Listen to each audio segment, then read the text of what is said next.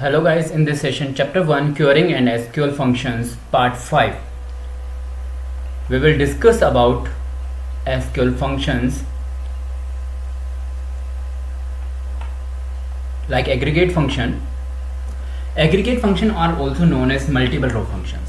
यानी जो aggregate function है वो grouping of data पे अप्लाई करते हैं, एक से ज़्यादा records पे अप्लाई करते हैं. These functions work on a set of records.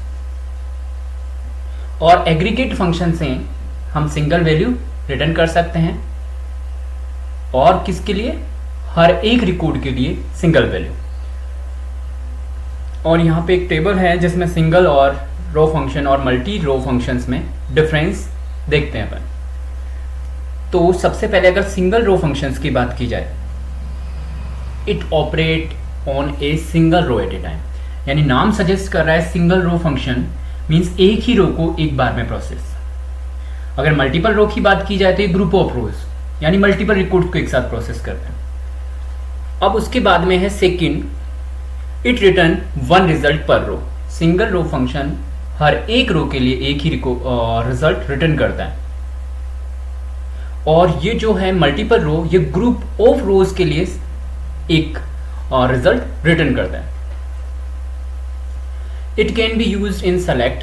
इसका यूज सेलेक्ट में यूज कर सकते हैं सिंगल रो को, वेयर के साथ, ऑर्डर बाय के साथ. और जो अगर बात की जाए मल्टीपल रो की तो ये यूज होता है सेलेक्ट के साथ में. Math functions, string and date functions are example of single row. Like जो मैथ्स के स्क्वायर रूट है, डेट का नव है, टाइम डेट, ये फंक्शन सारे ही कौन से कहलाएंगे, सिंगल रो. लेकिन अगर मल्टीपल रो की बात की जाए तो जो एग्रीगेट फंक्शन अपने मैक्सिमम, यानी एक स्टूडेंट टेबल दी गई है उसमें से मुझे मैक्सिमम मार्क्स निकालने हैं किस स्टूडेंट के आए, तो वो मल्टीपल रो फंक्शंस कहलाएगा. मैक्सिमम हुए, मिनिमम किसके आए, एवरेज रिजल्ट क्या हुआ, सम कितना हुआ. मान लो मुझे जानना है कि स्टूडेंट्स की फीस कितनी आई तो सम ऑफ फी. फिर काउंट कितने स्टूडेंट्स हैं. ये सारे एग्जाम्पल किसके हैं, मल्टीपल रो फंक्शंस के. अब अगर बात की जाए एग्रीगेट फंक्शन में मैक्स की, नाम सजेस्ट कर रहा है मैक्स यानी मैक्सिमम वैल्यू. ये लार्जेस्ट वैल्यू रिटर्न करता है. Like select maximum price from inventory, यानी जो अपनी इन्वेंट्री टेबल है जो ऑलरेडी अपन ने डिस्कस की है उसमें से मैक्सिमम प्राइस किस कार के हैं, तो ये है मैक्सिमम प्राइस 673112. अब बात करें मिनिमम की, रिटर्न द मिनिमम और स्मॉलेस्ट वैल्यू.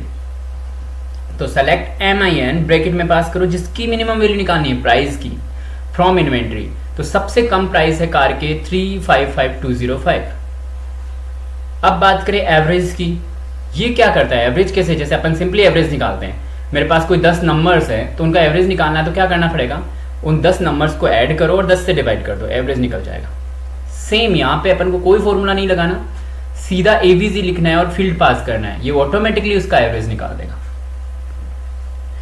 लाइक इसने प्राइस का एवरेज निकाला तो 576091 आया. अब बात करें सम फंक्शन की, नाम सजेस्ट कर रहा है ये सम करता है, ऐड करता है वैल्यूज को. सम ऑफ प्राइस यानी सभी कार के इन्वेंटरी टेबल में टोटल प्राइस कितने हुए, तो ये वाला 4608,733.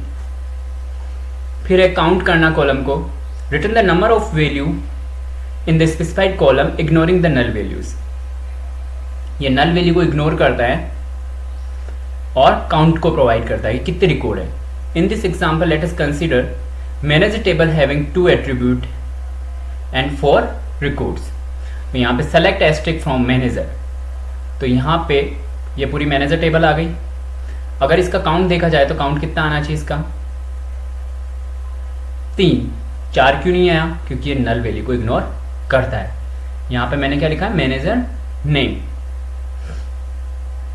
अगर यहाँ पे मैनेजर नंबर करता तो 4 रिकॉर्ड आते हैं, नेम करने से ये नल को इग्नोर किया, नल को काउंट नहीं करा इसने, तो ये बाकी 3 इसके काउंट आ गया. अगर मैंने काउंट एस्ट्रिक करा तो मैक्सिमम आएंगे, मतलब 4 आएंगे.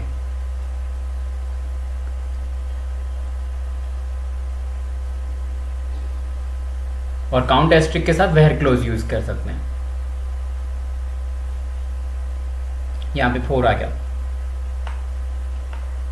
अब एग्जाम्पल्स की बात करें, in order to display the number of records that match particular criteria in table, we have to use count asterisk और वेयर क्लोज।